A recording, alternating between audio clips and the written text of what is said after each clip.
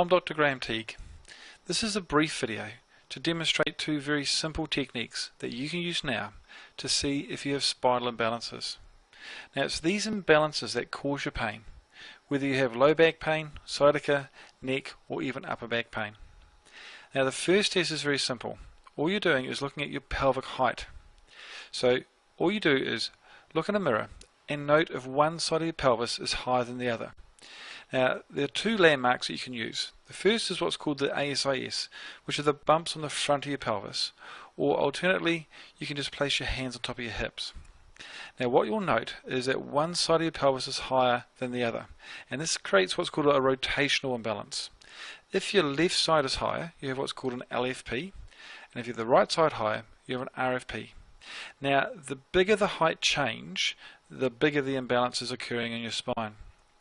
And also you can look at the side view of your posture, and this is what detects what's called a tilt type imbalance, where you can have a sway back where the curve in your low back is a lot greater, or you may have a flattened spine. Now it's the pelvis which is the foundation of your spine, and it's the imbalances that are centered around here that can create pain throughout your spine, causing both muscle as well as joint tension. Now, a second test that you can use, which also confirms these imbalances, is what's called a straight leg raise. So simply lie on your back with your knees bent and then straighten one leg and raise it as high as you can until you can feel a pulling in the back of your leg or in your lower back. And then just repeat this for the other side. Now there are two things that you will note.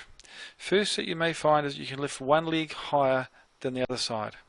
Now if this is the case, then again it confirms that you have a rotational imbalance. Secondly, people should be able to lift their leg up to almost 90 degrees.